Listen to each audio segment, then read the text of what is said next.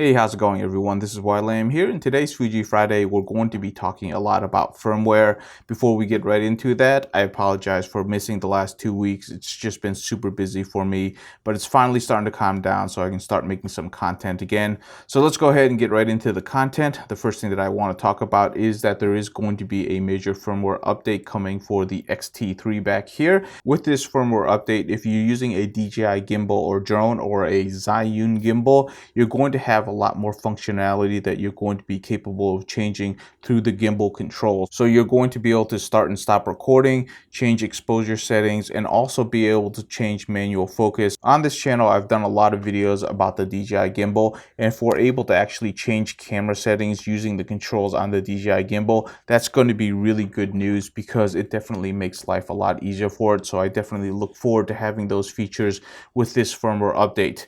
Other things that are coming with this firmware update is that we're going to get improved autofocus. So they're constantly tweaking or trying to improve the autofocus on these cameras, which is always good news. So we're going to see what that's going to be like when that comes out, because a lot of times when they actually tweak the autofocus, it'll improve upon one area, but it might actually cause problems with other areas. So you got to be very careful when you actually talk about autofocus improvements, because it's such an iffy thing, because autofocus has so much that it has to churn through in order to get proper focus. The last feature to talk about is that with each folder, the image count is going to go up to 9,999 as opposed to 1,000. So you're going to be able to save a lot more images to one folder. This is going to be good for anybody who's doing time lapses. You won't have to go through as many folders trying to get them all together. While this looks to be a very minor improvement, for people who actually take a lot of time lapses, this does actually save a lot of time during post trying to combine all of the pictures into one folder and then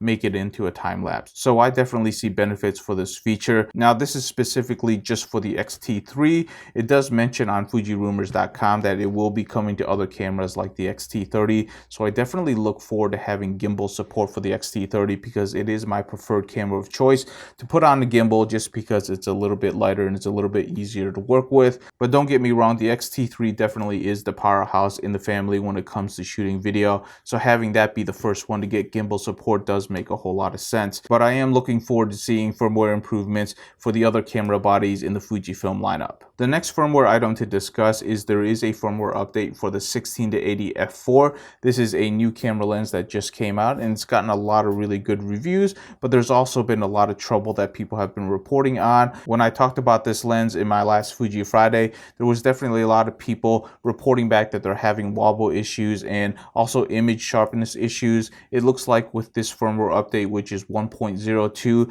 these problems have been fixed. There has been a lot of reports on the internet that this has resolved the problems, and people have been telling me that they have seen improvements in their image quality overall for both photo and video. So this is definitely a firmware update that you're going to want to apply if you own this lens. The last thing that I do want to talk about is I have received my X-A7. I've been playing around with it. It's a very interesting camera. I definitely have some videos coming out with it, and I am going to be comparing it to the X-T30 because they're very comparable cameras.